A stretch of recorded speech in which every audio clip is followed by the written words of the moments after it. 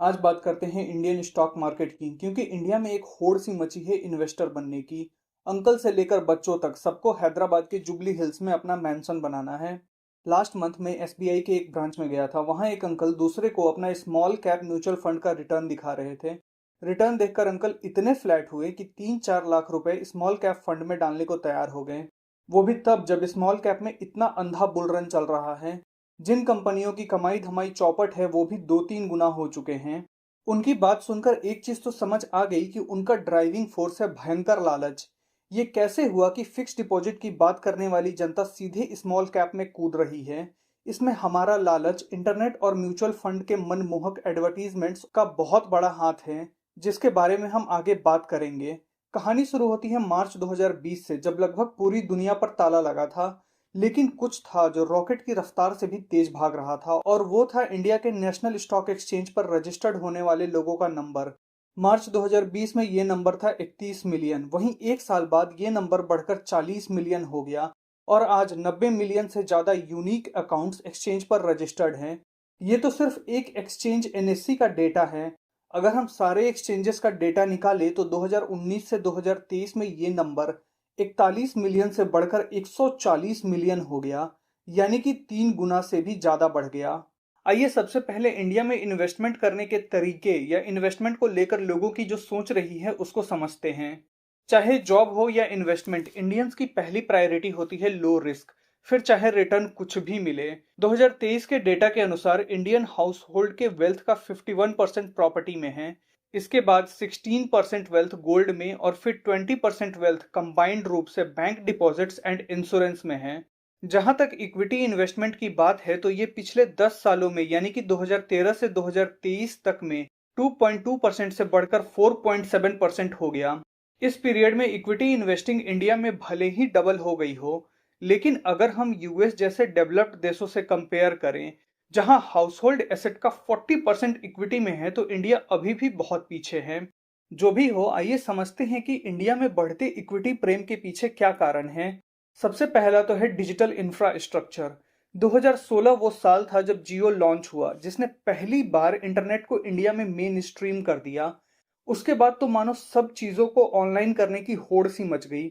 Bank account हो या trading account हफ्तों की जगह मिनटों में खुलने लगी। यूपीआई के आने से पेमेंट इंस्टेंट हो गया। मार्च 2020 में दो चीजें हुई। लॉकडाउन लगने से एक तरफ स्टॉक मार्केट लोअर सर्किट पर लोअर सर्किट मारने लगा, वहीं दूसरी तरफ लोगों की नौकरियां जाने लगी, वेजेस कट होने लगे।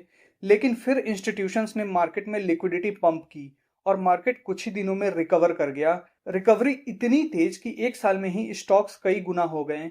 इस अंधी दौड़ ने स्टॉक मार्केट की एक भयंकर और अनरियलिस्टिक इमेज लोगों के दिमाग में बना दी। लोगों ने अपने पैसे पर ज्यादा रिटर्न्स बनाने के लिए बैंकों से निकालकर स्टॉक मार्केट में डालना शुरू कर दिया। लोगों के पैसों की वजह से मार्केट और तेजी से आगे बढ़ा और ओवरहीट हो गया। लोगों को मार्केट से जोड़ने में सबसे बड़ा रोल प्ले किया जीरोधा और ग्रो जैसे डिस्काउंट ब्रोकर्स ने। इनमें 24 घंटे में अकाउंट फंक्शनल हो जाता है और यूपीआई से पैसे भी ट्रांसफर हो जाते हैं। इन सबके अलावे म्यूचुअल फंड इंडस्ट्री के एडवर्टीजमेंट और सोशल मीडिया पर मौजूद फिन्फ्लुएंसर्स ने इंडियंस के दिमाग में एक बात अच्छे से बैठा दी कि अगर आपको वेल्थ बनाना है तो स्टॉक मार्केट ही एकमात्र रास्ता है। सोशल मीडिया पर फेक प्रॉफिट्स के स्क्रीनशॉट, दिखावे की अमीरी और बड़े बड़े पैसे बनाने की हवाबाजी सपनों की बाढ़ आ गई। यूट्यूब जैसे प्लेटफॉर्म्स पर स्टॉक मार्केट से रिलेटेड मुफ्त के ज्ञान की गंगा बहने लगी। 1.5-2 साल के अंदर ही इंडिया के हर गली मोहल्ले में राकेश झुनझुनवाला, आर के दमानी और वॉरेन बफेट घूमने लगे। लोगों को लगा कि म्यूचुअल फंड सही है, तो म्यूचुअल फंड का भी एसेट अंडर मैनेजमेंट 2023 आते आते तक कई गुना बढ़ गया। सोशल मीडिया देख देख कर लोगों ने इंट्राडे, ऑप्शंस और इंडिविजुअल स्टॉक्स में किस्मत आजमाना शुरू कर दिया। इसके अलावे 2020 में जब मार्केट गिरा तो कुछ ही दिनों में रिकवर कर गया। उसके बाद बहुत शानदार तेजी बनी। नए लोगों को लगा कि गिरावट में पैसा लगाने से तुरंत ही ढेर सारे पैसे बन जाते हैं। वहीं दूसरी तरफ इंडिया की जीडीपी के नंबर्स अच्छे आने लगे, तो लोगों को लगा कि अब इंडियन इकोनॉमी रुकने वाली नहीं है। इन सारे फैक्टर्स ने कंबाइंड रूप से लोगों में भयंकर उत्साह भर दिया।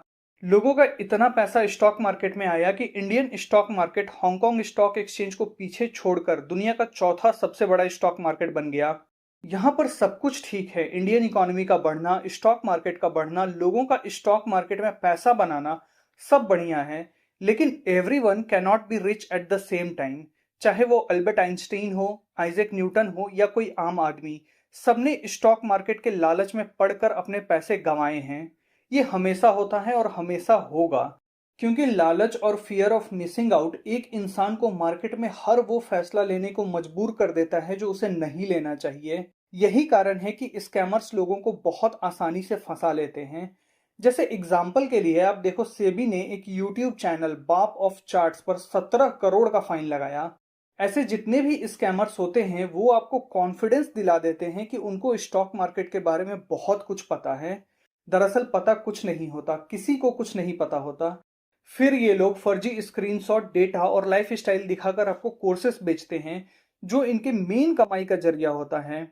यूट्यूब या टेलीग्राम पर मिलने वाले स्टॉक मार्केट एक्सपर्ट्स उतने ही खोखले होते हैं जितने इनके कोर्सेज। देखो, दुनिया में कोई नहीं चाहता कि आप पैसा बना लो। यूट्यूब और इंस्टाग्राम के शुभचिंतक तो बहुत दूर की बात है। इंडिया में ये जो स्टॉक मार्केट की हवा चली है उसमें एक प्रॉब्लम तो ये है कि स्कैमर्स लोगों को लूट रहे हैं। प्लस सोशल मीडिया के शुभचिंतकों ने एक और बात लोगों के दिमाग में बैठा दी है कि स्टेबल लार्ज कैप्स में पैसा नहीं बनेगा। अमीर बनना है तो मार्केट में चौके छक्के मारो, स्मॉल कैप्स खरीदो। ये सब सुनने के बाद बहुत सारे लोग लेस लिक्विड स्मॉल कैप्स खरीद रहे हैं। कंपनियों की प्रॉफिट का कोई अता पता नहीं है, लेकिन स्टॉक्स डबल ट्रिपल हो चुके हैं। लोग इसे देखकर और खरीद रहे हैं।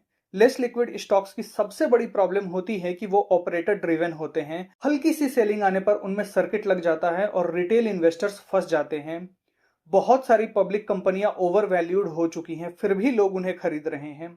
सो अभी इंडिया में प्रॉफिटेबिलिटी, वैल्यूएशन और ग्रोथ, हर चीज को ताक पर रखकर लोग बस स्टॉक्स खरीद रहे हैं। सबसे बड़ा डर तो इस बात का है कि जिस दिन ये यूफोरिया खत्म होगा उस दिन लोग ऐसे ऐसे स्टॉक्स में फंसेंगे जिनसे निकल पाना लगभग नामुमकिन होगा। और फर्स्ट टाइमर्स जिन्होंने आज तक लॉस नहीं देखा वो इतने मैसिव लॉस पर बैठे होंगे कि फिर कभी वो मार्केट में वापस नहीं लौट पाएंगे। और ये होगा इंडियन स्टॉक मार्केट या इकोनॉमी के लिए सबसे बड़ा लॉस। हम तो बस यही उम्मीद कर सकते हैं कि ये दिन कभी ना आए, लेकिन everyone can not be rich at the same time. So guys, आज की इस वीडियो में बस इतना ही। अगर ये वीडियो आपको पसंद आई है तो इसे अपने फ्रेंड्स एंड फैमिली के बीच शेयर करें। मिलते हैं नेक्स्ट वीडियो में एक और इंपॉर्टेंट टॉपिक के साथ। तब तक के लिए धन्यवाद।